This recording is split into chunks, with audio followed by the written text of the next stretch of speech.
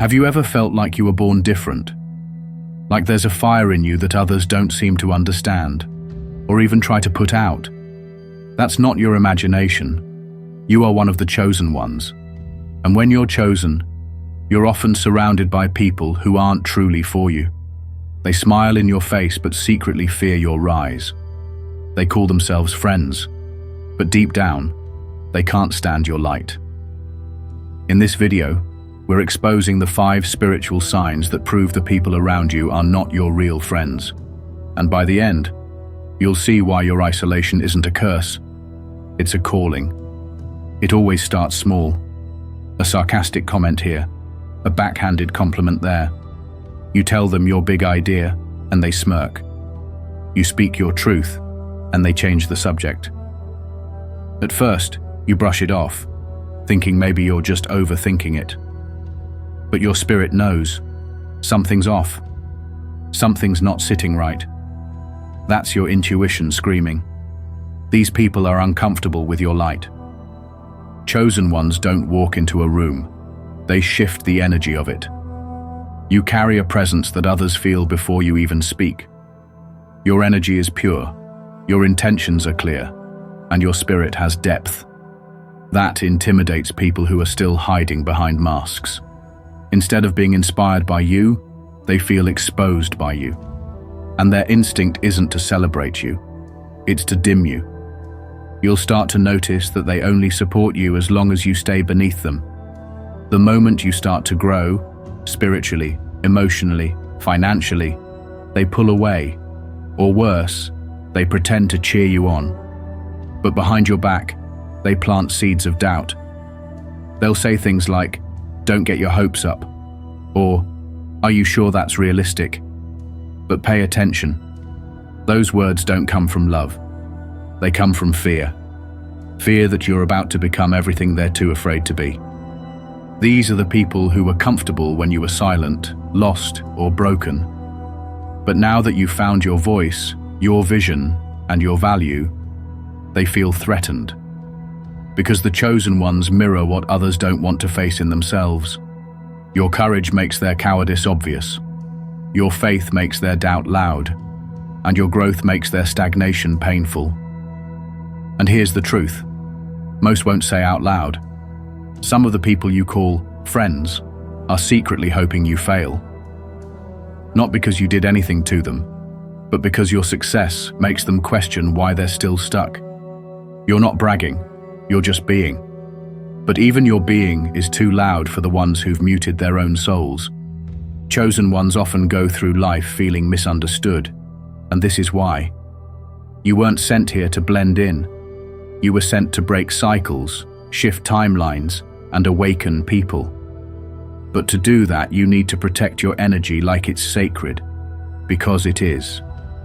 Every time you silence yourself to keep others comfortable, you dishonor the calling on your life. And the ones who are truly meant to walk with you, they will never ask you to shrink. Let this sink in.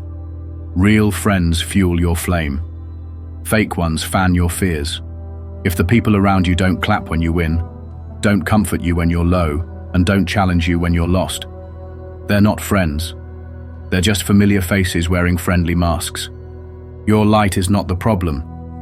Their inability to stand in it is. So stop dimming your fire just to keep the room warm for people who would leave you cold in a heartbeat. You were chosen, and with that comes the responsibility to walk boldly, even if that means walking alone.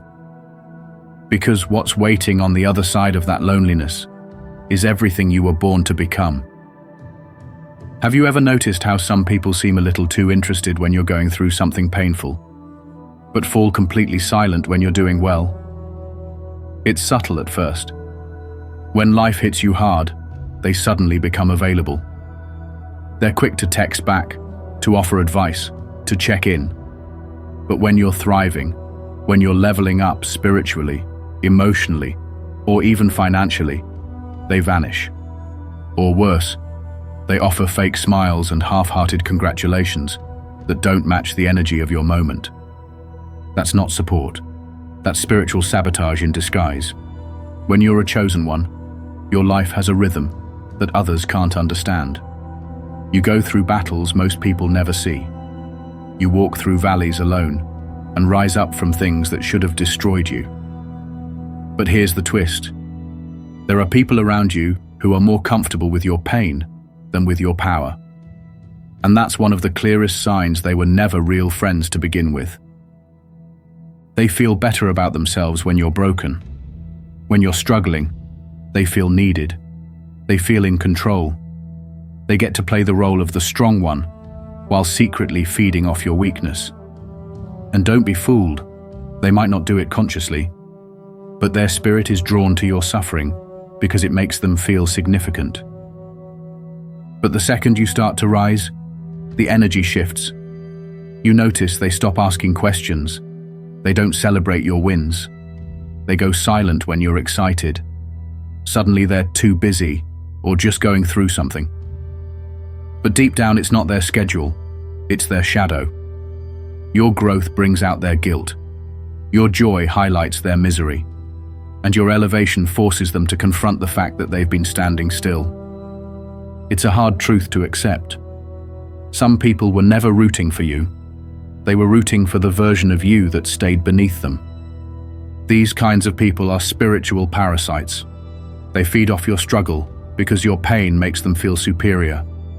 When you're lost, they feel found. When you're insecure, they feel powerful. But when you begin to remember who you are, when you tap back into your divine identity, they panic. Because the moment you step into your light, you no longer need their shadow. Chosen ones attract both light and darkness. Your energy awakens people, but it also exposes them. So when you grow, don't be surprised if people you loved start to act different. They might say you've changed, and you have. You've healed. You've evolved. You've remembered that you are not here to live small, just to make others feel big. And let's go even deeper. Some people bond with you over trauma. You connected through shared pain, dysfunction, or limitation. But when you begin to outgrow that identity, they don't know how to relate to you anymore. Your healing becomes a threat to the dynamic, because now they either have to rise with you or be left behind, and many will choose comfort over growth every time. So what do? They start to downplay your progress. They make jokes about your dreams. They say things like, "Don't forget where you came from," or "You think you're better now." But these aren't reminders. They're warnings. Warnings that your transformation is pushing them past their comfort zone. Warnings that your destiny is calling you somewhere they're not willing to go. But here's what you need to remember. You are not responsible for making others comfortable with your healing. You are not here to carry guilt for choosing growth. And you don't owe anyone an apology for finally putting yourself first. Real friends celebrate your healing. They cheer when you win. They don't feel smaller when you stand taller. They don't just love the version of you that was in survival mode. They love the version that's stepping into your divine purpose. So if the people around you only show up when you're suffering and disappear when you're glowing, believe what their absence is telling you. Their silence is louder than their words, and it's saying, "I was only here for your storm, not your sunshine." Keep rising anyway. Keep shining anyway. Because the ones who are meant to walk with you, they'll never fear your light. They'll reflect it. You ever try explaining your dreams, your visions, your sense of purpose to someone, only to be met with blank stares, dismissive laughs, or that look that says, "You're doing too much"? That's not just misunderstanding. That's spiritual misalignment. And for chosen ones, it's one of the clearest signs that the people around you were never meant to walk with you in the first place. When you're chosen, your calling doesn't come with conventional instructions. You receive downloads, dreams, gut feelings, messages from the divine that no one else hears but you. You're pulled towards something greater, and even when you can't fully explain it, you know in your spirit that your life isn't meant to be ordinary. But when you try to express that to others, They look at you like you're crazy. That's because chosen ones operate on a higher frequency, and most people haven't tuned into that station. You talk about alignment, they talk about convenience. You speak on purpose, they speak on popularity. You're making moves based on divine timing, and they're still stuck on deadlines and trends. It's not arrogance, it's spiritual clarity. But to the unawakened, your clarity feels like a threat. See, you were never meant to blend in. That's why you've always felt like the weird one, or the black sheep. You see things others overlook. You feel things deeper than most. You know when something's off, even if no one else can sense it. And because of that, you often find yourself surrounded by people who say they love you, but secretly don't know what to do with you. They don't understand why you move differently, why you say no to things that drain your soul, why you need time alone to recharge, why you're not interested in shallow conversations or small talk. You crave depth, you crave meaning, you crave truth. But people who are used to living on the surface will always feel uncomfortable in the presence of someone who walks in the deep. And the truth is, your calling intimidates them, because your life is a mirror, and it reflects back everything they've buried. When you talk about your vision, they're reminded of the dreams they gave up on. When you walk in your authenticity, they feel the weight of their own masks. When you live with intention, it highlights their distractions. It's not that you're doing anything wrong, it's that your presence exposes what they're not ready to face. So instead of support, you get sarcasm. Instead of encouragement, you get criticism disguised as advice. They'll say things like, "That's unrealistic," or "You're doing too much," or "Why can't you just be normal?" But what they're really saying is, "Why can't you be less, so I don't have to confront the parts of me that are still asleep?" You were never meant to fit in, because fitting in would mean shrinking. It would mean watering down your vision just to make others comfortable. And chosen ones are not here to live diluted. You're here to disturb the patterns, to break the generational curses, to rise where others settled, to speak where others stayed silent. So if they don't understand your calling, stop trying to make them. Stop explaining your divine mission to people who are still spiritually blind. Stop trying to find belonging in places you've already outgrown. The people who are meant for you won't need a translation.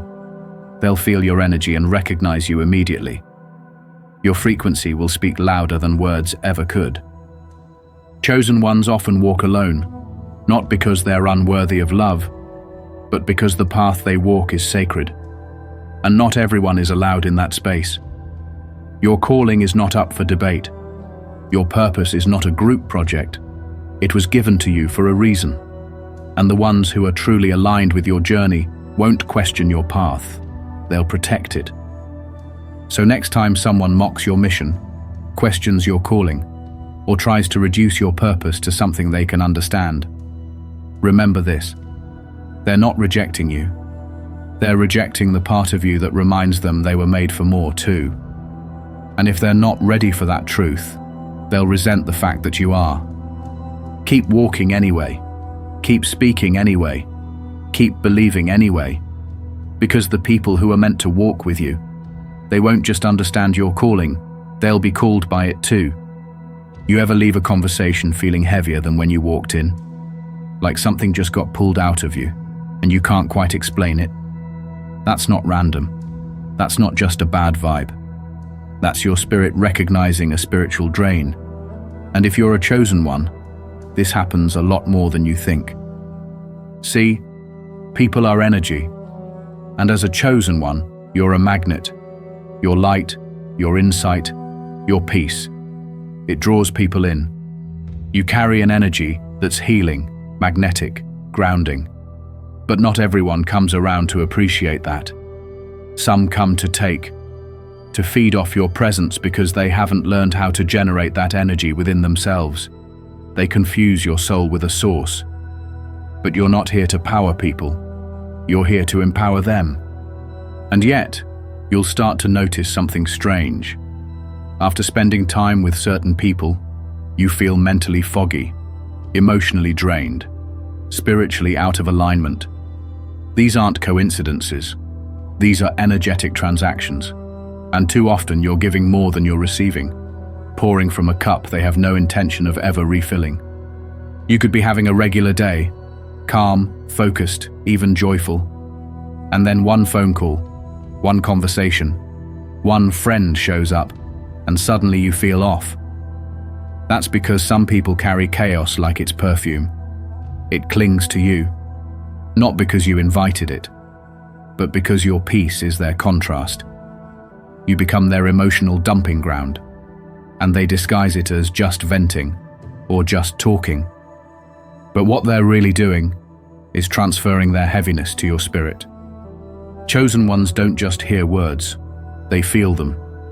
You pick up on the energy behind what's being said.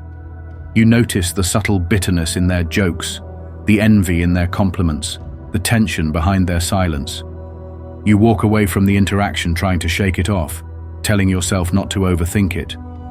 But deep down, you know, your spirit was just in a battle it didn't agree to fight. And here's the part that hurts. Sometimes it's the people closest to you, the ones you love, the ones you trust. But love without alignment is still draining, and trust without truth is still toxic. You've probably noticed that you rarely get to just be. People come to you when they're broken, when they need advice, when they need your light. But who shows up for you when your soul is tired? Who holds you when your spirit needs rest? When you're the strong one, the intuitive one, the gifted one?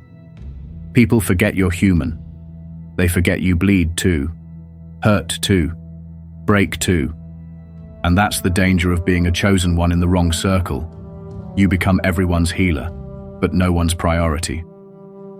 Over time, this kind of one-sided connection chips away at your energy. It's not dramatic, it's quiet. You start feeling tired for no reason. You stop creating.